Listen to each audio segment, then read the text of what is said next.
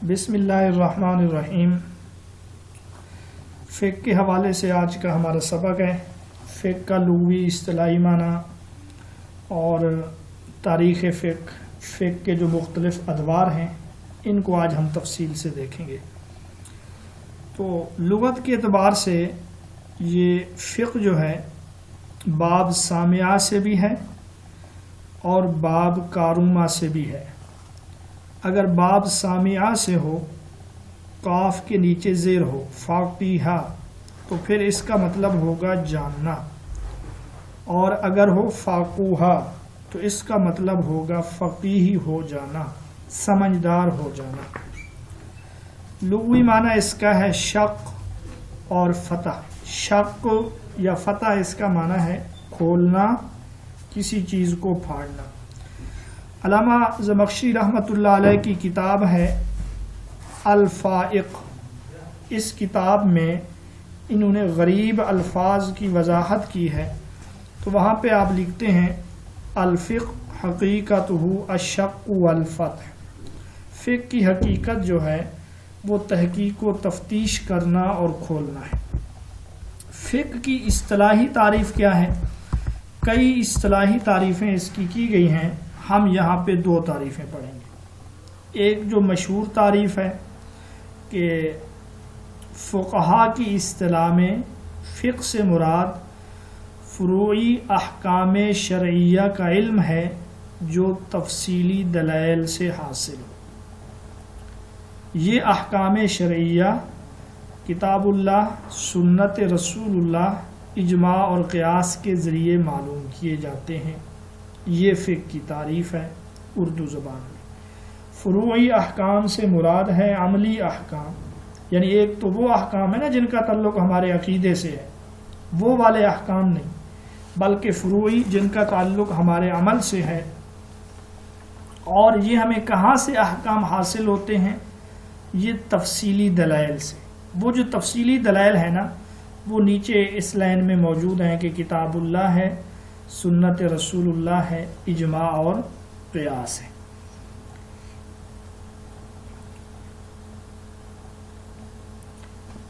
امام ابو حنیفہ رحمۃ اللہ علیہ نے اس کی ایک اور تعریف کی ہے جو ایک جامع قسم کی تعریف ہے۔ وہ اس فقہ کو بھی شامل ہے، وہ علم الکلام، علم الاعتقاد کو بھی شامل ہے، علم الاخلاق بھی اس کا حصہ ہے، تصوف بھی اس کا حصہ ہے۔ وہ تعریف آپ اس کو زبانی یاد رکھیں، پوچھا جا سکتا ہے آپ سے، وہ ہے الفقہ معرفت النفس ما لہا وما علیہا، یعنی فقہ ان چیزوں کی معرفت اور پہچان کا نام ہے جو انسان کے لیے فائدہ مند ہوں یا نقصان کا سبب بنے۔ ما لہا سے مراد جو انسان کے فائدے کے لیے ہیں، اور وما علیہا اس سے مراد جو اس کے لیے نقصان دہ ہیں، جو نقصان کا سبب بن سکتے ہیں۔ یہ تعریف کی ہے امام اعظم امام ابو حنیفہ رحمۃ اللہ علیہ نے۔ اس کے بعد ہے علم فقہ کا موضوع۔ سکالر آپ یہ بھی یاد رکھیں، علم فقہ کا جو ماہر ہوگا اس کو فقیہ کہتے ہیں۔ تو فقیہ وہ عالم یا وہ شخص جو غور و فکر کے ذریعے قوانین کے حقائق کا پتہ لگاتا ہے اور مشکل چیزوں کو واضح کرتا ہے۔ علم فقہ کا جو ماہر ہوگا اس کو فقیہ کہتے ہیں، اور فقیہ کی جمع جو ہے فقہا ہے، آپ لوگ سنتے آئے ہیں۔ علم فقہ کا موضوع مکلف افراد کے وہ اعمال ہیں جن کی شرعی حیثیت کے متعلق فقہ میں بحث کی جاتی ہے، یعنی مکلف جو ذمہ دار آدمی ہے، عاقل بالغ شخص ہے، اس کے افعال سے یہاں پر بحث کی جاتی ہے کہ اس کا کون سا کام جو ہے وہ جائز ہے، کون سا کام ناجائز ہے، اور کس کا کیا حکم ہے۔ یہ علم فقہ کا موضوع ہے۔ اسی طریقے سے علم فقہ کے موضوع میں ادلہ شرعیہ ان سے بحث کرنا کہ وہ کس طریقے سے ان ادلہ شرعیہ سے احکام معلوم کیے جاتے ہیں، فقہ کی جامعیت یا فقہ کی ضرورت و اہمیت، اس عنوان پہ آپ گفتگو کر سکتے ہیں۔ قرآن کریم میں فقہ کا لفظ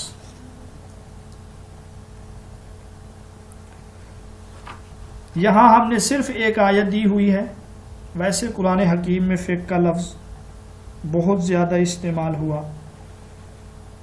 قرآن میں اللہ رب العزت نے فرمایا جو کچھ آسمانوں اور زمینوں میں ہے وہ اللہ کے لیے تسبیح کرتی رہتی ہیں وہ چیزیں، لیکن لا تفقہون تسبیحہم، تم ان کی تسبیح کو سمجھ نہیں سکتے۔ اللہ نے شکوہ کرتے ہوئے یہ فرمایا قرآن میں فما لہؤلاء القوم لا یکادون یفقہون حدیثا، کہ ان لوگوں کو کیا ہو گیا ہے یہ بات سمجھ ہی نہیں سکتے۔ یہاں پر جو آیت ہے یہ سورۃ توبہ کی آیت ہے، وما كان المؤمنون لينفروا كافة فلولا نفر من كل فرقة منهم طائفة ليتفقهوا۔ بہرحال اس آیت میں اللہ رب العزت یہ فرما رہے ہیں کہ مومنوں کی ایک جماعت ہونی چاہیے، وہ لوگ دین میں سمجھ بوجھ حاصل کریں، فہم و بصیرت حاصل کریں، اور پھر آ کے دیگر لوگوں کو آگاہ کریں، ان کو ڈراتے رہیں تاکہ دیگر لوگ جو ہیں وہ برائیوں سے بچ جائیں۔ تو اس سے یہی معلوم ہوتا ہے کہ فقہ کا سیکھنا ایک جماعت کے لیے ضروری ہے، یہ فرض کفایہ ہے۔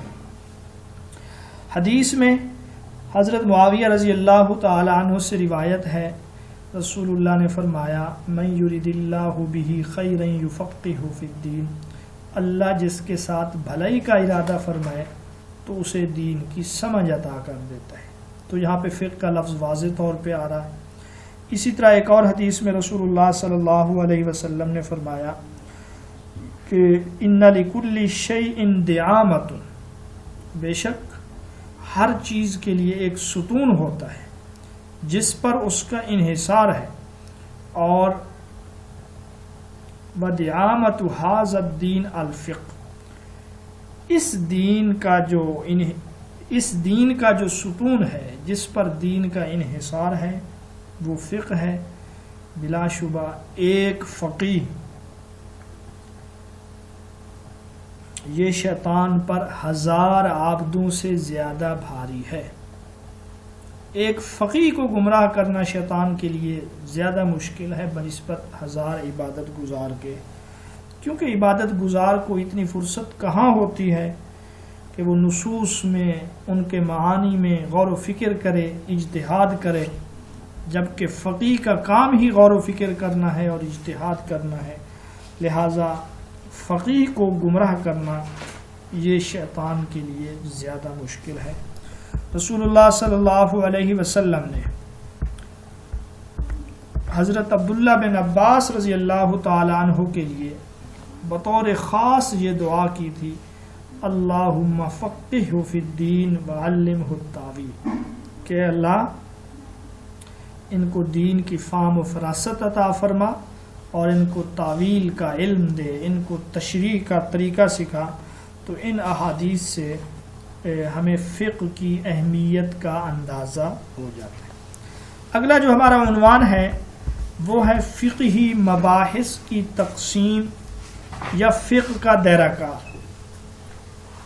فقہی مباحث کی تقسیم یا فقہ کا دائرہ کار جو ہے، آج کل فقہا اس کو 6 حصوں میں تقسیم کرتے ہیں۔ ان میں سے اولاً عبادات ہیں، یعنی عبادات اللہ اور اس کے بندے کے درمیان کے جو معاملات ہیں یہ فقہ کے دائرہ کار میں شامل ہیں۔ بلکہ محمود احمد غازی نے محاضرات میں تو یہ لکھا ہے کہ سب سے پہلا میدان جو ہے فقہ کا وہ یہی عبادات ہے. عبادات میں حلال و حرام، جائز ناجائز، مکروہ، یہ ساری چیزیں آ جاتی ہیں. اور فقہ کے دائرہ کار میں دوسرے نمبر پر جو ہیں وہ معاملات ہیں، معاشرتی مالیاتی قوانین، خرید و فروخت، اسی طریقے سے امانت ہے، اجرت ہے، کرایہ ہے، یہ سارے اس میں آ جاتے ہیں. پھر اس کے بعد ہے مناکحات. نکاح سے یہ لفظ بنا ہے، اس سے صرف نکاح مراد نہیں ہے بلکہ نسل انسانی کی بقا کے لیے جو قوانین ہیں وہ بھی فقہ کے دائرہ کار میں آتے ہیں. اس میں نکاح بھی ہے اور نکاح کے بعد کے جتنے بھی وہ ہیں، مثلا طلاق، اولاد کے حقوق، میاں بیوی کے حقوق، خلو، لعان، عدت، بیوی کا خرچہ، ولایت، نسب، وصیت، وراثت، یہ سب اس میں شامل ہیں. عقوبات، سزائیں، کیونکہ جب معاشرہ ایک قائم ہو جائے، اچھے برے لوگ ہوتے ہیں، معاشرے کو باقی رکھنے کے لیے، نسل انسانی کے بقا کے لیے اگر نکاح ضروری ہے تو شر پسند عناصر کو روکنا بھی ضروری ہے.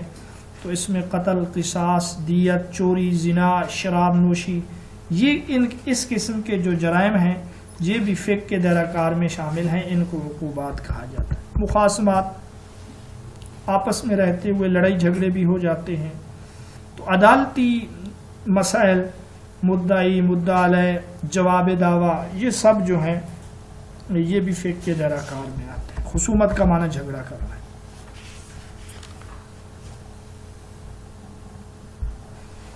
اسی طریقے سے مخاصمات کے بعد حکومت و خلافت ہے، کیونکہ اس سارے نظام کو باقی رکھنے کے لیے ریاست ہو، ایک سربراہ ہو، تو دیگر ممالک کے ساتھ تعلقات کس طرح ہوں، یہ بھی فقہ کے دائرہ کار میں شامل ہے. یہاں کتاب السیر، یہ فقہ کا ایک بہت بڑا عنوان ہے، احکام السلطانیہ وغیرہ. محمود احمد غازی نے جو فقہ کے اہم اور بنیادی ابواب ذکر کیے ہیں وہ درج ذیل ہیں. وہ سب سے پہلے تو کہتے ہیں عبادات ہیں، پھر اسلام کا آئلی قانون مناکحات، اس کو آئلی قوانین بھی کہا جاتا ہے. پھر اسلام کا فوجداری قانون ہے سول لا یا اسلام کا دیوانی قانون، اس کو فقہ المعاملات بھی کہتے ہیں. پھر اسلام کا دستوری اور انتظامی قانون ہے. پھر اسلام کا فوجداری قانون، اس میں جنایات ہیں، جنایات کا حصہ. پھر قانون ضابطہ یعنی ادب القاضی، قاضی کے آداب، طریقہ کار وغیرہ. پھر اسلام کا قانون بین الاقوام یعنی دیگر لوگوں کے ساتھ. یہ 8 اہم ابواب ڈاکٹر محمود احمد غازی نے محاضرات فقہ میں انہوں نے اس طریقے سے یہ چیزیں لکھی ہیں. بہرحال آپ نے فقہ کے اس دائرہ کار کو لازمی طور پہ آپ اس کو یاد رکھیں. فقہ کے جو ادوار ہیں یا فقہ اسلامی کا آغاز و ارتقاء، یہ بھی نصاب کا حصہ ہے. بالکل مختصر ہم اس کو دیکھیں گے. فقہ کا جو پہلا دور ہے وہ عہد رسالت ہے. یہ نزول واحج کا دور ہے. اس کو فقہ الواحج بھی کہتے ہیں، یعنی فقہ الواحج اس زمانے میں واحج کا نزول رہا، اس وجہ سے اس کو یہ نام دیا گیا. اس دور میں اسلامی فقہ کے 3 بڑے سرچشمے تھے: قرآن، سنت یعنی رسول اللہ صلی اللہ علیہ وسلم کا قول، فعل، تقریر، اور اجتہاد. اور پھر فقہ کے نشو و نما کا دور یا ابتدائی دور، یہ بھی یہی ہے. اور فقہ کی اصل اور بنیاد بھی یہی ہے. یہ عہد رسالت یعنی 610 عیسوی سے لے کر 632 عیسوی تک ہے. آغاز نبوت سے لے کر 11 ہجری تک. حضرت شاہ ولی اللہ رحمۃ اللہ علیہ اس حوالے سے حجت اللہ البالغہ میں لکھتے ہیں، عہد رسالت میں احکام جمع نہیں ہوئے تھے کتابی شکل میں، نہ ہی ہمارے زمانے کے فقہا کی طرح ہر مسئلے میں بحث کرتے تھے، بلکہ رسول اللہ صلی اللہ علیہ وسلم جو بھی عمل کرتے صحابہ دیکھ کر اسی طریقے سے عمل کر دیتے تھے۔ حضرت عبداللہ بن عباس رضی اللہ تعالی عنہ کا انہوں نے حوالہ دیا کہ صحابہ سے بہتر میں نے کسی قوم کو نہیں پایا۔ انہوں نے آپ صلی اللہ علیہ وسلم سے صرف 13 مسائل دریافت کیے، یعنی جو قرآن میں ہے، یسألونک، آپ سے پوچھتے ہیں، آپ سے سوال کرتے ہیں، تو صرف 13 مسائل جن کا ذکر قرآن میں ہے، یعنی کثرت سے قیل و قال نہیں کرتے تھے، صرف ضروری مسائل پوچھا کرتے تھے۔ تو یہ فقہ اسلامی کا پہلا دور ہے، اس کو عہد رسالت کہتے ہیں۔ اچھا، اس دور میں جو اگر ہم فقہ کو تفصیل سے پڑھیں نا تو اس میں نزول وحی کا تذکرہ بھی آتا ہے، جو ہم سیرت میں، جو ہم علوم القرآن میں پڑھ رہے ہیں، کس طریقے سے وحی کا آغاز، اور پھر ورقہ بن نوفل، حضرت خدیجہ، یہ سارے واقعات اس میں آتے ہیں۔ اس میں مکی مدنی بھی شامل ہے، مکی مدنی صورتیں بھی شامل ہیں جو پیچھے ہم پڑھ رہے ہیں۔ اس دور میں رسول اللہ صلی اللہ علیہ وسلم کی جو ذمہ داری، جس کا ذکر سورۃ آل عمران میں بھی ہے، سورۃ الجمعہ میں بھی ہے، کہ اللہ رب العزت کا بہت بڑا احسان ہے کہ انہی میں سے ایک پیغمبر کو بھیجا جس کے فرائض منصبی میں سے یتلو علیہم آیاتہ، آیات تلاوت کر کے سنانا، ویعلمہم الکتاب، کتاب کی تعلیم، ویزکیہم، اور تزکیہ نفس، ان کو پاک کرنا۔ چوتھی چیز جو تھی وہ ویعلمہم الکتاب والحکمہ، حکمت کی تعلیم۔ تو یہ پہلا دور ہمارا مکمل ہوا۔ فقہ اسلامی کا دوسرا دور جو ہے، اس کو خلافت راشدہ کا دور بھی کہتے ہیں، اس کو اکابر صحابہ کا دور بھی کہتے ہیں۔ بڑے بڑے صحابہ اس دور میں موجود تھے، اور صدیق اکبر کی خلافت سے اس کا آغاز ہوا، اور خلافت راشدہ کے اختتام، یعنی حضرت علی رضی اللہ تعالیٰ عنہ کی شہادت پہ اس دور کا اختتام ہوتا ہے۔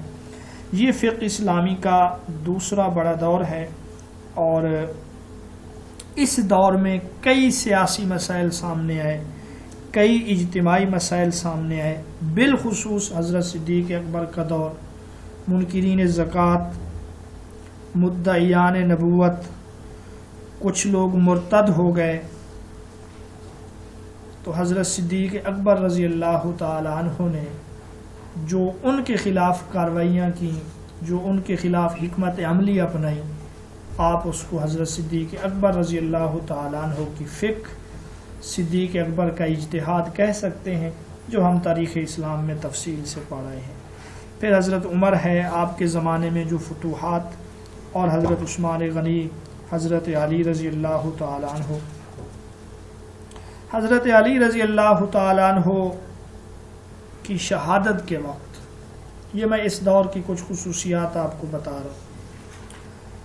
4 قسم کے فرقے بن گئے۔ ایک وہ جو حضرت علی رضی اللہ تعالی عنہ کے ساتھ تھے، متفق تھے۔ دوسرے وہ جو حضرت امیر معاویہ رضی اللہ تعالی عنہ کے ساتھ ہو گئے، دونوں صحابہ تابعین میں سے اکثریت ان کی۔ تیسرے جو ہیں شیعان علی، جو حضرت علی رضی اللہ تعالی عنہ اور اہل بیت کی محبت پہ قائم رہے۔ اور تیسرے نمبر پر جو ہیں، چوتھے نمبر پہ وہ خوارج تھے، جو حضرت عثمان کے بھی دشمن، حضرت علی کے بھی دشمن، حضرت امیر معاویہ رضی اللہ تعالی عنہ کے بھی دشمن۔ تو یہ 4 گروہ ہو گئے۔ اسی طریقے سے احادیث کو جو گھڑنے کا سلسلہ شروع ہوا، وہ بھی اسی زمانے میں، جس کو واضح حدیث کہتے ہیں۔ اس دور میں صحابہ کا اگر ہم طرز استدلال دیکھیں، ان کو کوئی مسئلہ بھی پیش آتا، چاہے وہ صدیق اکبر ہوں، حضرت عمر ہوں، عثمان ہوں، یا حضرت علی رضوان اللہ، سب سے پہلے قرآن، پھر اس کے بعد سنت، غور کرتے تھے عہد رسالت میں کوئی ایسا یا اس سے ملتا جلتا کوئی مسئلہ درپیش آیا تھا، پھر وہ صحابہ سے پوچھتے تھے کسی کے سامنے اس قسم کا واقعہ رونما ہوا ہو، اور اس کے بعد اگر قرآن و سنت سے ان کو یا کسی صحابی سے اس کا علم نہ ہوتا تو پھر یہ اجتہاد کیا کرتے تھے۔ تو گویا کہ سب سے پہلے قرآن، پھر اس کے بعد سنت، پھر صحابی، پھر اس کے بعد یہ لغت وغیرہ اور دیگر چیزوں کی طرف بھی جاتے تھے۔ اچھا، اس دور میں جو صحابہ تھے فقہا، ان کی تعداد تقریباً 151 بتلائی جاتی ہے۔ یہ سب بھی فہم و فراست میں برابر نہیں تھے، ہر ایک کا مقام دوسرے سے مختلف تھا۔ تو بعد میں علماء نے فقہی آراء کی کثرت و قلت کے لحاظ سے ان فقہا کو 3 حصوں میں تقسیم کیا ہے، جیسا کہ ہم اصول حدیث میں پڑھ رہے ہیں، کثیر الروایہ اور پھر متوسط، مقلین وغیرہ۔ تو پہلے جو ہیں کثیر الفتاوی صحابہ ہیں، ان کی تعداد 7 ہے۔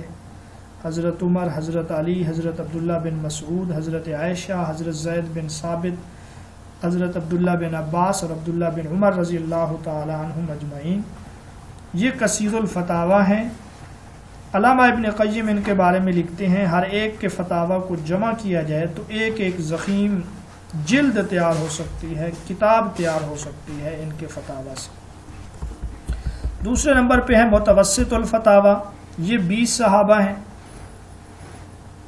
تو مختصر مجموعہ ان کا تیار کیا جا سکتا ہے۔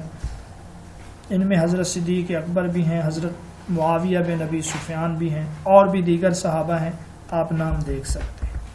باقی جو ہیں وہ قلیل الفتاوی ہیں، گاہے بگاہے ان سے فتاوی، ان سے مسائل پوچھے جاتے تھے۔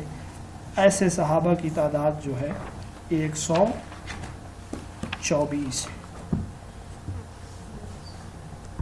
فقہ اسلامی کا تیسرا دور یہ تاسیسی دور ہے، اس کو اصاغر صحابہ کا دور بھی کہا جاتا ہے، یعنی بڑے بڑے صحابہ دنیا سے رخصت ہو چکے ہیں، چھوٹے صحابہ جو رسول اللہ صلی اللہ علیہ وسلم کے وصال کے وقت 10 سال، 12 سال، 15 سال اس عمر کے تھے۔ اگرچہ بڑے صحابہ کچھ نہ کچھ اس وقت بھی موجود تھے، تو اس کو عہد تابعین بھی کہا جاتا ہے۔ اس کو تاسیسی دور کہتے ہیں، تدوینی دور بھی کہتے ہیں، کیونکہ بنیاد مٹیریل گارا یا مثالہ جو ہے وہ اسی دور میں تیار ہوا ہے۔ اس کا 21 رمضان 40 ہجری سے لے کر 132 ہجری بنو امیہ کے زوال کے ساتھ ہی اس دور کا جو ہے خاتمہ ہو جاتا ہے۔ یہ فقہ اسلامی کا تیسرا دور ہے۔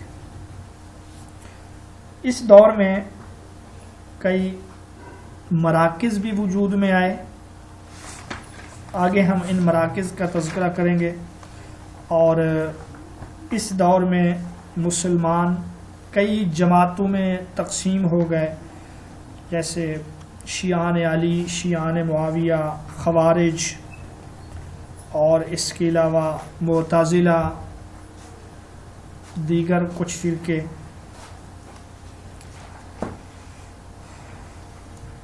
اور اسی دور میں قیاس کو بطور ماخذ کے لیا جانے لگا۔ اہل حجاز یہ ایک گروہ بنا، یہ ایک جماعت بنی، ان کو اہل حدیث کا نام دیا گیا، اور دوسرے اہل عراق تھے ان کو اہل رائے کا نام دیا گیا۔ اہل حجاز کا مرکز مدینہ اور اہل عراق کا جو مرکز تھا وہ کوفہ تھا۔ پھر اس کے بعد جو نا فقہ کا چوتھا دور جو ہے وہ چوتھی صدی ہجری اور بعد کے ادوار ہیں،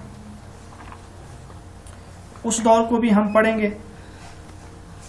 اس دور میں بڑی بڑی کتابیں لکھی گئیں، اسماء الرجال اور دیگر متون وغیرہ۔ آخری دور جو ہے تقلید محض کا دور ہے، یہ بنو عباس کے خاتمے کے ساتھ ہی شروع ہوتا ہے، آج تک جاری ہے۔ بعض جو ہیں ایک اور دور کا بھی آغاز دور کو بھی شامل کرتے ہیں، اس کو دور جدید کہا جاتا ہے۔ بہرحال یہ سلطنت عثمانیہ کا جب خاتمہ ہوا، جمال الدین افغانی اور دیگر لوگوں نے مل کر ایک دفعہ پھر سے فقہ کو اٹھانے کی کوشش کی ہے، دور جمود کو یا تقلید کے دور کو ختم کرنے کی کوشش کی ہے۔ بعض کتابوں میں آپ کو 7 ادوار ملیں گے، بعض کتابوں میں آپ کو 6 یا 5 بھی ملیں گے۔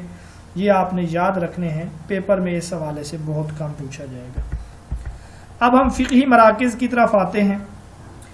پہلا مرکز مدینہ طیبہ، اس کے بانی جو تھے وہ سعید بن مسیب رحمۃ اللہ علیہ تھے، اور یہاں دیگر جو فقہا ہیں حضرت عائشہ، حضرت عبداللہ بن عمر، حضرت ابو ہریرہ، اسی طریقے سے ابو بکر بن عبد الرحمن اور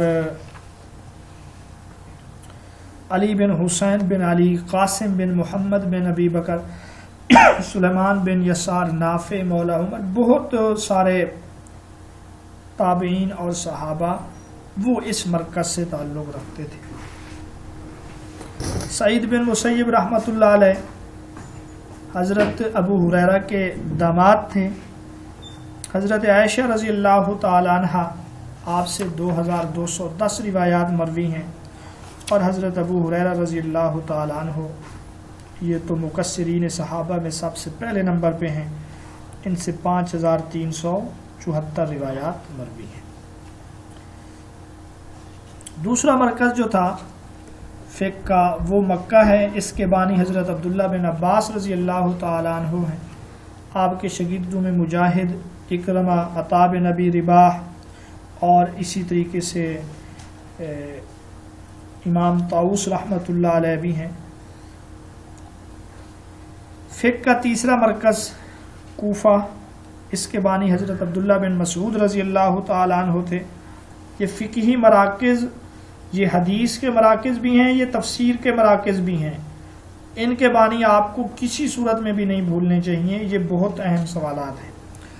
حضرت عبداللہ بن مسعود رضی اللہ تعالی عنہ آپ فرمایا کرتے تھے کہ قرآن کی کوئی ایسی صورت نازل نہیں ہوئی جس کے بارے میں مجھے یہ معلوم نہ ہو کہ وہ کس کے بارے میں نازل کی گئی، اور آپ یہ بھی فرمایا کرتے کہ اگر مجھے کسی شخص کے بارے میں علم ہو کہ وہ مجھ سے زیادہ کتاب کا عالم ہے تو جہاں اونٹنیاں یا سواریاں جا سکتی ہیں میں اس کے پاس ضرور جاتا۔ حضرت عمر رضی اللہ تعالی عنہ نے کوفہ والوں کے پاس بھیجا ان کو یہ خط دے کر کہ مجھے ان کی ضرورت تم سے زیادہ ہے، لیکن میں اپنی ضرورت پر تمہاری ضرورت کو ترجیح دے رہا ہوں۔ حضرت عبداللہ بن مسعود رضی اللہ تعالی عنہ سے 848 روایات مروی ہیں۔ آپ کے القاب میں سے صاحب وسادہ، صاحب مسواک، صاحب نعلین، آپ کا تکیہ، آپ صلی اللہ علیہ وسلم کے جوتے مبارک، مسواک، ہر وقت حضرت عبداللہ بن مسعود اٹھائے رکھتے تھے، اور بآواز بلند قرآن مجید سب سے پہلے آپ نے ہی تلاوت کی ہے۔ اس کے جو دیگر فقہا ہیں، قاضی شریح رحمۃ اللہ علیہ، اسود بن یزید نخعی، علقمہ بن مسعود، مسروق بن اجدہ، حماد بن ابی سلیمان، حارث اعور، یہ ابراہیم نخعی، یہ سب جو ہیں کوفہ سے تعلق رکھنے والے تھے۔ چوتھا فقہی مرکز بصرہ ہے، اس کے بانی حضرت انس بن مالک، خادم رسول صلی اللہ علیہ وسلم۔ ان کی وفات کے بارے میں مختلف اقوال ہیں، مشہور 93 ہجری ہے۔ آپ سے جو ہیں 2286 روایات مروی ہیں۔ فقہائے بصرہ میں آپ کے علاوہ ابو العالیہ رفیع بن مہران، محمد بن سیرین جو آپ کے خادم، آپ کے خصوصی شاگرد، قتادہ رحمۃ اللہ علیہ، حسن بصری رحمۃ اللہ علیہ، یہ فقہی مرکز بصرہ سے تعلق رکھنے والے تھے۔ حضرت انس بن مالک بصرہ میں فوت ہونے والے آخری صحابی ہیں۔ پانچواں جو فقہی مرکز ہے وہ شام ہے۔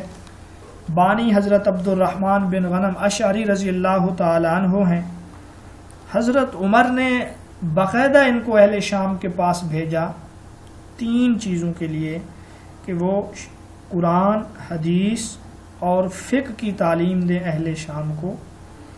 تو شام کے مشہور فقہا میں امام مکحول رحمۃ اللہ علیہ ہیں، اسی طریقے سے عمر بن عبد العزیز ہیں، امام اوزاعی رحمۃ اللہ علیہ ہیں، رجا بن حیات جنہوں نے سلیمان بن عبد الملک کو مشورہ دیا تھا کہ عمر بن عبد العزیز کو خلیفہ بنایا جائے، ابو ادریس خولانی، عائض بن عبداللہ وغیرہ، یہ جو ہیں شام کے فقہی مرکز سے تعلق رکھنے والے تھے۔ چھٹا فقہی مرکز مصر ہے، اس کے بانی عبداللہ بن عمرو بن عاص رضی اللہ تعالی عنہ ہیں۔ آپ قائم اللیل، صائم النہار، یہ آپ کے لقب ہیں۔ رات کو قیام کرتے تھے اور دن کو روزے رکھتے تھے، بڑے عبادت گزار۔ خود حضرت ابو ہریرہ نے ان کے بارے میں فرمایا کہ مجھ سے بڑھ کر سوائے ان کے کوئی اور نہیں تھا علم میں، کیونکہ یہ لکھا کرتے تھے، میں لکھا نہیں کرتا تھا۔ یعنی رسول اللہ صلی اللہ علیہ وسلم جو کچھ بتلاتے تھے یہ لکھ لیا کرتے تھے، اور آپ صلی اللہ علیہ وسلم کے سامنے احادیث لکھنے کا اعزاز حاصل ہے ان کو۔ آپ کے مجموعے کا نام صحیفہ صادقہ ہے۔ حضرت عبداللہ بن عمرو بن عاص کی روایات جو ہے نا 700 ہیں۔ فقہائے مصر میں یزید بن ابی حبیب ہیں، عمرو بن حرس، ابو الخیر مرشد بن عبداللہ، یہ تابعین فقہائے مصر سے تعلق رکھتے تھے۔ 7واں مرکز یمن ہے، اور اگر یہ دیکھا جائے کہ اس مرکز کا قیام عہد رسالت میں ہوا، حضرت علی اور حضرت معاذ بن جبل رضی اللہ تعالیٰ عنہ کو خود رسول اللہ نے اہل یمن کے پاس بھیجا دین کے سکھلانے کے لیے۔ اس مرکز سے تعلق رکھنے والے حضرت طاؤس بھی ہیں، واہب بن منبع بھی ہیں، اور اسی طریقے سے یحییٰ بن ابی کثیر، اور اس کے علاوہ عبد الرزاق بن حمام وغیرہ، یہ اس مرکز سے تعلق رکھنے والے ہیں۔ ٹھیک ہے سکالر، یہاں تک بات سمجھ آ گئی آپ لوگوں کو؟ اچھا، آگے ہم نے فقہی مذاہب کو پڑھنے سے پہلے جو کتب فقہ ہیں نا، وہ سب برابر نہیں ہیں، اہمیت و افادیت کے لحاظ سے ان میں ذرا فرق ہے، وہ ہم دیکھ لیتے ہیں۔ سب سے پہلے جو ہے نا امہات کتب ہیں، یعنی کسی بھی فقہ کے، وہ حنبلی ہو، وہ شافعی ہو، وہ مالکی ہو، سب سے پہلے ہیں امہات کتب، یا ان کو اصول مذہب بھی کہا جاتا ہے۔ مذہب سے مراد دین نہیں ہے اس جگہ کہ مختلف ادیان، بلکہ مذہب سے مراد یہاں پہ فقہی مسلک ہے۔ تو جس مسلک کی جو بنیادی کتابیں ہیں نا، ان کو امہات کتب کہا جاتا ہے، جیسے ظاہر الروایہ ہے فقہ حنفی میں، موطا امام مالک، یا مدونۃ الکبریٰ ہے فقہ مالکی میں۔ امہات کتب کے بعد جو کتابیں ہیں دوسرے درجے میں، ان کو کہتے ہیں متون۔ متن کی جمع ہے، لغوی معنی سخت چیز، مضبوط چیز۔ اب اصول حدیث میں بھی یہ تعریف پڑھا ہے۔ یہاں متون سے مراد وہ کتابیں ہیں جو امہات کتب کے بعد لکھی گئی ہیں،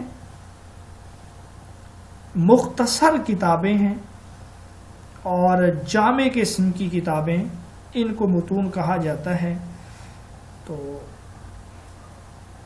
متون کی جو تیاری کا کام ہوا یہ 3 صدی ہجری میں شروع ہوا، اور بعد میں لکھنے کا یہ آغاز جاری رہا۔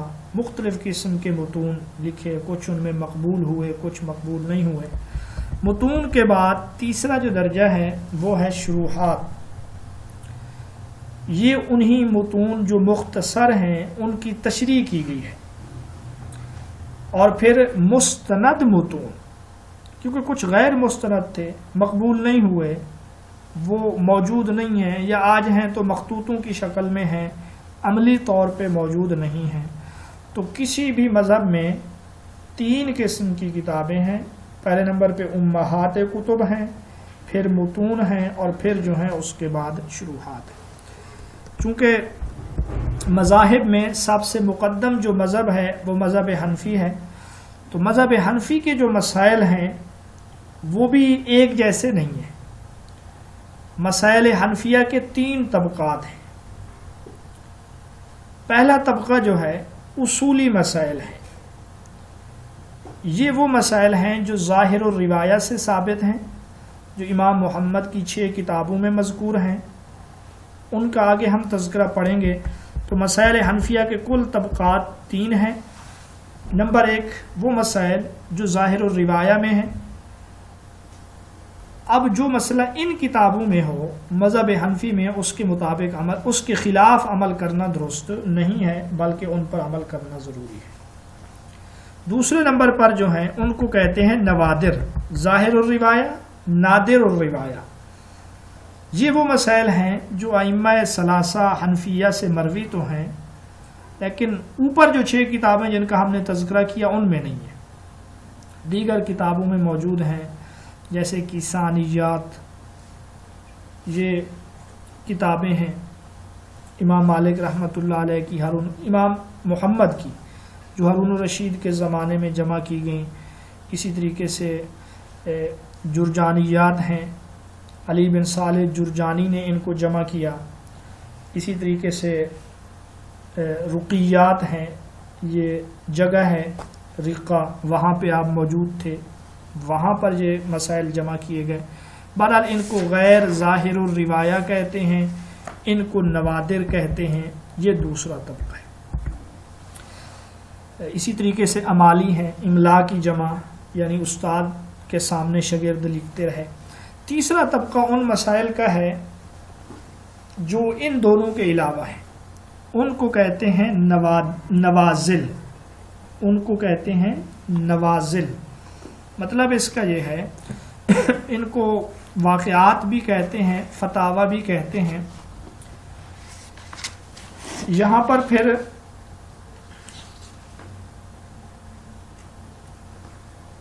ائمہ سے، یعنی مذہب حنفی کے جو 3 بڑے امام ہیں، ان سے کوئی چیز منقول نہ ہو کسی مسئلے کے بارے میں، نہ ظاہر الروایہ میں نہ نادر الروایہ میں، بعد میں جو مسائل پوچھے گئے ان کو نام دیا گیا نوادر کا۔ ٹھیک ہے سکالر، ان کو نوازل کا نام دیا گیا، اور نوازل میں سب سے پہلی کتاب جو ہے وہ فقیہ ابو اللیث نصیر بن محمد بن ابراہیم سمرقندی کی ہے، کتاب النوازل ہی اس کا نام ہے۔ اچھا، اب یہاں سے آگے جو ہے کتابوں کا تعارف ہے۔ اس تعارف سے پہلے یہاں درمیان میں ہم مذہب حنفی کے بانی اور امام ابو حنیفہ کے جو مشہور شاگرد ہیں مختصر ان کا تعارف پڑھیں گے۔ امام ابو حنیفہ رحمۃ اللہ علیہ، نعمان بن ثابت نام ہے، فارسی النسل ہیں، پیدائش 80 ہجری میں ہے، وفات 150 میں۔ حافظ ابن عبد البر رحمۃ اللہ علیہ کی تحقیق یہ ہے کہ آپ نے 3 صحابہ کی زیارت کی، تابعی ہیں۔ بعض یہ کہتے ہیں کہ آپ نے 7 صحابہ کی زیارت کی، یعنی اس میں کوئی شک نہیں ہے کہ آپ تابعی ہیں۔ حضرت عبداللہ بن مسعود رضی اللہ تعالیٰ عنہ کے شاگردوں میں اسود تھے، دوسرے تھے علقمہ، اور علقمہ کے شاگردوں میں ابراہیم نخعی ہیں، ابراہیم نخعی کے شاگردوں میں حماد بن مسلم کوفی ہیں، تو حماد بن مسلم کوفی کے شاگرد امام ابو حنیفہ رحمۃ اللہ علیہ ہیں۔ 120 ہجری میں حماد رحمۃ اللہ علیہ کی وفات ہوئی، تو پھر آپ اپنے استاذ محترم کے مسند پر فیض ہوئے۔ امام مالک رحمۃ اللہ علیہ، ان سے امام شافعی نے پوچھا کہ آپ نے امام ابو حنیفہ کو دیکھا؟ تو فرمایا ہاں. پھر امام مالک نے فرمایا کہ ان کی استدلال کے بارے میں، استعداد کے بارے میں، ایک ستون جو ادھر گفتگو کے دوران جس ستون کے پاس وہ کھڑے تھے کہ اگر دلائل کے ذریعے سونے کا ثابت کرنا چاہیں تو وہ یقیناً ایسا کر سکتے تھے.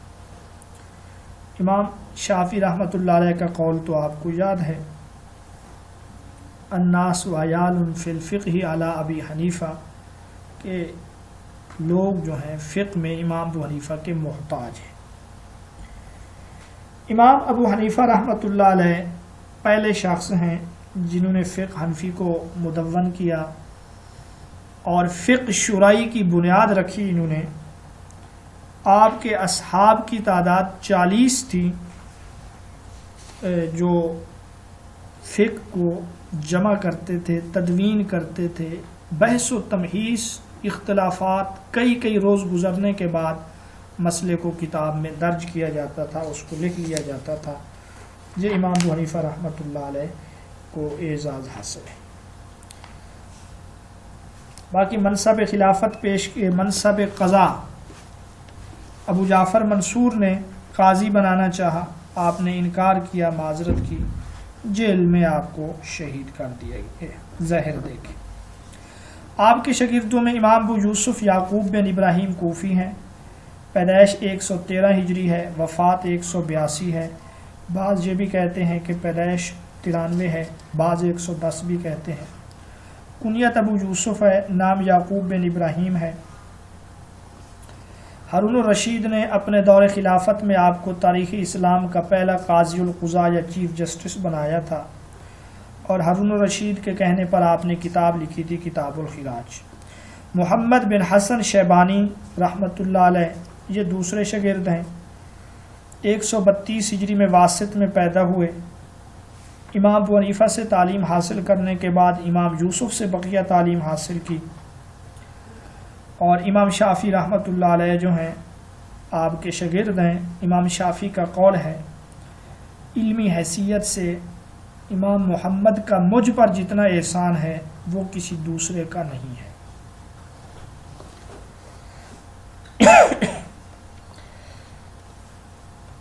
اور فرمایا کرتے تھے امام محمد سے بڑا عالم میں نے کوئی نہیں دیکھا.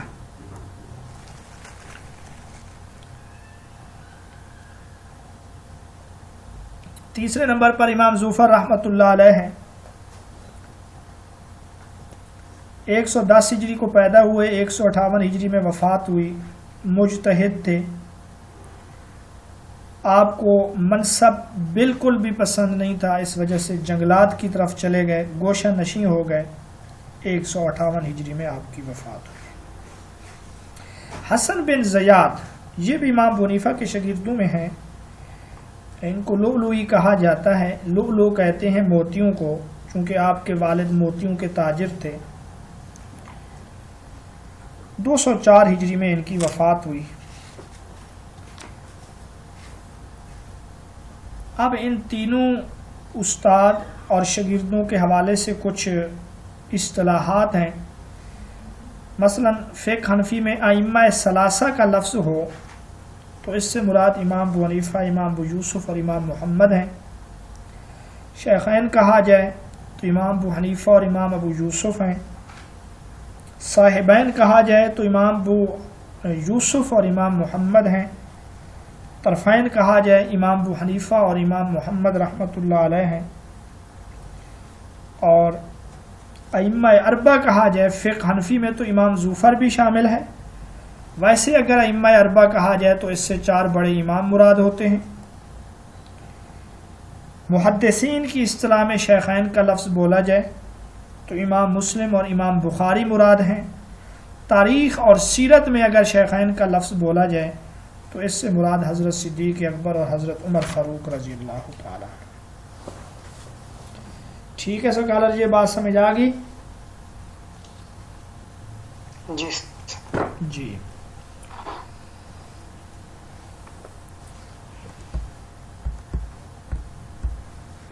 کسی نے امام ابو حنیفہ رحمۃ اللہ علیہ اور ان کے شاگردوں کے بارے میں پوچھا، سب سے پہلے امام ابو حنیفہ کے بارے میں سوال ہوا تو انہوں نے کہا کہ وہ تو سردار ہیں، یعنی سب سے بڑے ہیں۔ امام ابو یوسف رحمۃ اللہ علیہ کے بارے میں تو انہوں نے یہ کہا کہ امام ابو حنیفہ کے شاگردوں میں حدیث کے سب سے زیادہ اتباع کرنے والے امام ابو یوسف ہیں۔ انہوں نے پوچھا امام محمد کے بارے میں کیا خیال ہے، تو کہنے لگے امام محمد تفریعات میں سب سے زیادہ ماہر ہیں۔ امام زفر کے بارے میں کیا خیال ہے، تو کہنے لگے کہ امام ابو حنیفہ کے شاگردوں میں سب سے زیادہ قیاس کرنے والے ہیں۔ اب ان چیزوں پہ بھی آپ اپنا کنسپٹ کلیئر کر لیں۔ حدیث کے سب سے بڑے متبع امام ابو یوسف ہیں، تفریعات کے ماہر امام محمد ہیں، سب سے زیادہ قیاس کرنے والے امام زفر ہیں۔ مختلف گائیڈوں میں مختلف جواب ہیں، لیکن آپ نے آج کے بعد نہیں بولنا۔ اب یہ ہمارے سامنے جو کتابیں ہیں فقہ حنفی کی، کتاب الاصل اس کو مبسوط بھی کہتے ہیں، امام محمد بن حسن شیبانی رحمۃ اللہ علیہ کی ہے۔ ظاہر الروایہ کی 6 کتابوں میں یہ سب سے پہلی کتاب ہے۔ اصل کہنے کی وجہ بھی یہی ہے کہ یہ سب سے پہلی کتاب ہے، بنیادی کتاب ہے۔ اچھا، آپ نے مختلف کتابیں لکھی، یعنی کتاب الصلاۃ نماز کے مسائل، کتاب الزکوٰۃ زکوٰۃ کے مسائل، بیوع کے مسائل، پھر آپ نے ان سب کو جمع کیا اور اس کا نام رکھ دیا الاصل۔ اب فقہ کی کتابوں میں اگر کسی جگہ پہ آئے نا قال محمد فی کتاب البیوع فی کتاب الصلاۃ، اس سے مراد اسی مبسوط کے ہی ابواب ہیں، اسی مبسوط کی ہی کتابیں مراد ہیں، یعنی آپ نے مختلف حصوں پہ اس کو لکھ کر ایک کتابی شکل دے دی، مبسوط نام دیا گیا۔ ایک نصرانی عالم نے اسی کتاب کا مطالعہ کیا، مسلمان ہو گیا، یہ کہہ کر یہ تو تمہارے چھوٹے محمد کی کتاب ہے، یعنی امتی کی کتاب ہے، وہ جو تمہارا بڑا محمد یعنی حضرت محمد صلی اللہ علیہ وسلم ہے، ان کی جو کتاب ہے قرآن، اس کی کیا شان ہوگی جب اس محمد کی کتاب کی یہ شان ہے، تو یہ کہہ کر وہ مسلمان ہو گئے۔ امام شافعی رحمۃ اللہ علیہ نے اس کو حفظ بھی کیا تھا۔ علامہ ابو الوفا نے جو نسخہ اس کا مرتب کیا اس میں 16 کتب ہیں، جبکہ ابن حزم دار ابن حزم یہ بیروت کا کتب خانہ ہے، یہاں سے یہ کتاب شائع ہوئی ہے اور اس کتاب میں 57 ابواب ہیں، یعنی کتاب الصلاۃ، کتاب الزکوٰۃ وغیرہ اس طریقے سے جو ابواب ہیں وہ 57 ہیں۔ وہ جو 16 کتابیں ابو الوفا کی ہیں ان میں سے پہلی کتاب کتاب الصلاۃ ہے، آخری کتاب جو ہے وہ کتاب البیوع ہے۔ تو یہ فقہ حنفی کی جو ہے نا پہلی کتاب ہے، کتاب المبسوط۔ دوسری کتاب جو ہے وہ ہے الجامع الصغیر، چھوٹا مجموعہ۔ امام محمد رحمۃ اللہ علیہ جب اس کتاب کے لکھنے سے فارغ ہوئے، مبسوط کے لکھنے سے یا اصل کے لکھنے سے، تو امام یوسف رحمۃ اللہ علیہ نے خواہش کی کہ آپ ایک کتاب لکھیں، ان کی سند سے امام اعظم کے اقوال نقل کیے جائیں، یعنی امام ابو یوسف کے اقوال نقل کیے جائیں۔ ساتھ میں انہوں نے یہ بھی کہا کہ میری کنیت وہاں پہ استعمال نہ کریں بلکہ نام استعمال کریں، تو چنانچہ وہاں پر یعقوب بن ابراہیم ہی لکھا ہوا ہے۔ تو آپ نے یہ کتاب لکھی، استاد کی خدمت میں پیش کی، تو انہوں نے 6 مسائل میں اختلاف کیا۔ امام محمد نے فرمایا کہ 6 مسائل میں بھی مجھ سے غلطی نہیں ہوئی، آپ یہاں پہ بھول چکے ہیں۔ وہ 6 مسائل جو ہے نا البحر الرائق کتاب میں موجود ہیں۔ اس کتاب میں 1532 مسائل ہیں، 170 مسائل میں اختلاف ہے۔ قیاس اور استحسان کا ذکر صرف 2 مسائل میں ہے۔ مقام اس کتاب کا آپ یاد رکھیں، امام رازی نے لکھا ہے کہ احناف متقدمین جو تھے، پہلے والے جو تھے، جب تک اس کتاب کو حفظ نہیں کرتے تھے، اس کتاب سے امتحان نہیں لیا جاتا تھا، تب تک اس کو قاضی کا عہدہ نہیں دیتے تھے۔ بادشاہ معظم ایوبی بعض کہتے ہیں امام محمد کے شاگرد تھے عیسیٰ بن ابان، ان کی یہ عادت تھی کہ جو جامع الکبیر کو یاد کر لیتا زبانی اس کو 100 دینار انعام دیتے، اور جامع الصغیر جس کو حفظ ہو جاتی تو اسے 50 دینار انعام دیتے تھے۔ امام ابو یوسف رحمۃ اللہ علیہ باوجود اتنے بڑے مقام کے سفر و حضر میں اس کتاب کو اپنے ساتھ رکھتے تھے۔ اس کتاب میں جو مسائل ہیں وہ 3 طرح کے ہیں، یہ آپ اس کا یہاں پہ خود مطالعہ کر لیں، ان کو بتانے کی ضرورت نہیں ہے، بالکل آسان ہے۔ اچھا، ایک سوال آپ یہ یاد رکھیں، آپ سے پوچھا جائے اگر المبسوط اور الجامع الصغیر میں تعارض آ جائے تو ہم کس کو ترجیح دیں گے؟ تو یاد رکھیے کہ اس صورت میں ہم ترجیح دیں گے الجامع الصغیر کو، کیونکہ جامع الصغیر بعد میں لکھی گئی ہے اور یہ گزشتہ کتاب کے لیے ناسخ کے درجے میں ہے۔ امام محمد کی تیسری کتاب جو ہے الجامع الکبیر ہے۔ الجامع الصغیر اور الجامع الکبیر یہ بھی فقہ کی کتاب ہے، الجامع الکبیر فی الفروع ہے، اور اس کتاب کو لکھنے کے بعد بڑے بڑے لغت کے جو ماہر تھے وہ بھی امام محمد رحمۃ اللہ علیہ کے بارے میں حیران رہ گئے کہ آپ نے فقہی احکام اور لغوی قواعد کا تذکرہ کس انداز سے کیا ہے، اور یہ کتاب انتہائی جامع اور دقیق کتابوں میں سے شمار کی جاتی ہے۔ ویسے بھی اگر کبیر اور صغیر میں آپ سے فرق پوچھا جائے تو صغیر والی کتابیں جو ہیں نا وہ آپ کی آسان ہیں، کبیر والی کتابیں پیچیدہ اور مشکل کتابیں ہیں۔ امام محمد نے یہ کتاب 2 مرتبہ لکھی تھی۔ اسی فقہ کی اسی کتاب کے بارے میں محمد بن شجاع کہتے ہیں اس جیسی کتاب نہیں لکھی گئی۔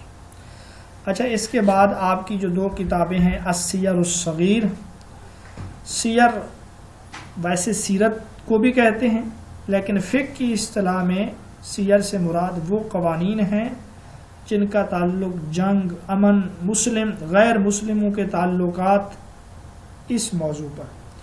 اور یاد رکھیں قانون کی تاریخ میں سیر کے موضوع پر جو کتاب لکھی گئی ہے وہ امام محمد رحمۃ اللہ علیہ کی کتاب ہے۔ امام محمد پہلے شخص ہیں جنہوں نے یہ کتاب لکھی ہے۔ آپ نے یہ مسائل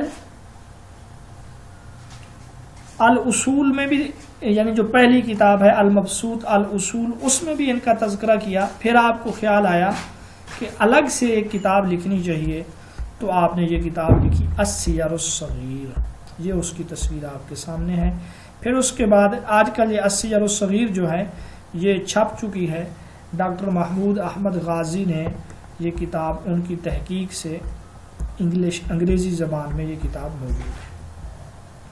اچھا، اگلی کتاب جو ہے نا وہ آپ کی السیر الکبیر ہے۔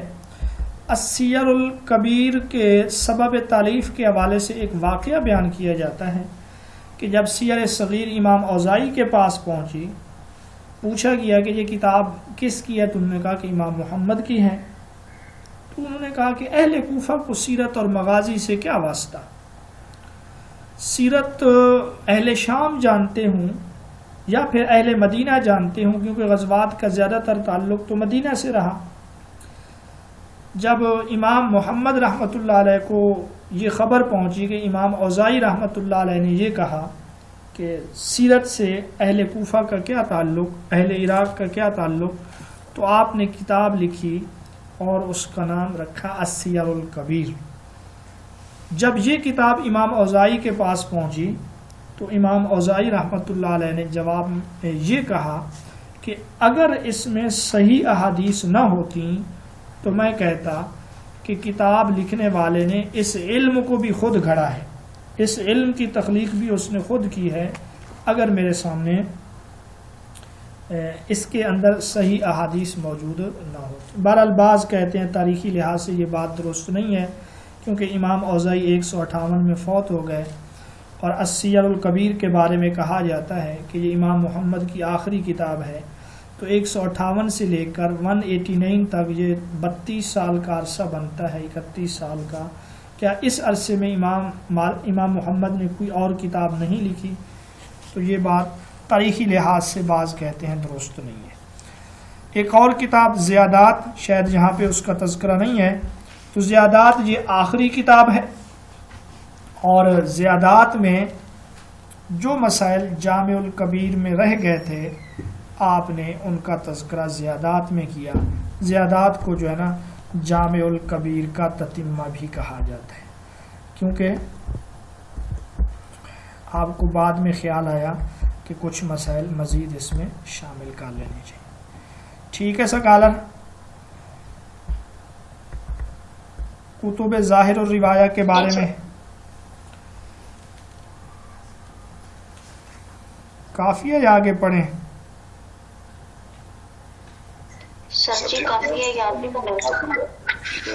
چلیں بس ایک دو باتیں جو ہے نا آخری وہ اسی کے بارے میں ہیں، ان کو کر کے پھر چھوڑ دیتے ہیں اس کو۔ سر آزان بھی دی ہوئی ہے۔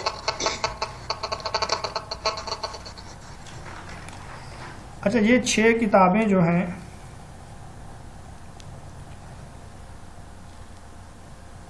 ان کتابوں کو مختصر کر کے مقررات جو تھیں ان کو حذف کرنے کے بعد کتاب لکھی گئی ہے، اس کا کیا نام ہے؟ کسی کو یاد ہے؟ الکافی۔ شاباش، اس کا نام ہے الکافی، کہ یہ کتاب لکھی گئی ہے الکافی۔ اس میں اگرچہ دیگر کتابوں کے مسائل بھی ہیں، یعنی ان کو مختصر کیا گیا ہے، لیکن زیادہ تر اس میں الاصول جو امام محمد کی پہلی کتاب ہے اس کو مختصر کیا گیا ہے، مقررات کو حذف کیا گیا ہے۔ پھر اس الکافی کی شرح لکھی گئی ہے، وہ کس نام سے ہے؟ یاد ہے کسی کو؟ زبردست جی، وہ شمس الائمہ سرخسی رحمۃ اللہ علیہ کی ہے۔ تو الکافی جو ہے جی، الکافی جو ہے یہ محمد بن احمد المعروف امام حاکم شہید رحمۃ اللہ علیہ کی ہے۔ آپ کو نماز فجر میں ایک شورش میں شہید کر دیا گیا سجدے کی حالت میں۔ تو ان کی کتاب کا نام تھا الکافی فی الفروع، اس کو اختصاراً الکافی کہا جاتا ہے۔ اس کو مختصر امام حاکم بھی کہتے ہیں۔ الکافی کی پھر شرح لکھی ہے امام شمس الائمہ سرخسی رحمۃ اللہ علیہ نے، اور اس کا نام انہوں نے رکھا المبسوط۔ یہ وہی المبسوط ہے 30 جلدوں پر مشتمل، جس کی املا جو ہے کنویں سے کروائی گئی تھی۔ شمس الائمہ رحمۃ اللہ علیہ، ان کا نام ہے محمد بن احمد بن ابی سہل المعروف شمس الائمہ۔ یہ کسی بادشاہ کے ساتھ ٹکر لے بیٹھے، پھر آپ کو ایک کنویں میں ڈال دیا گیا، وہاں سے آپ نے اپنے شاگردوں کو یہ کتاب لکھوائی ہے۔ ٹھیک ہے جی، ظاہر و روایہ کا تعارف آج ہم نے تفصیل سے کر لیا، کل انشاءاللہ ہم متون کے بارے میں پڑھیں گے۔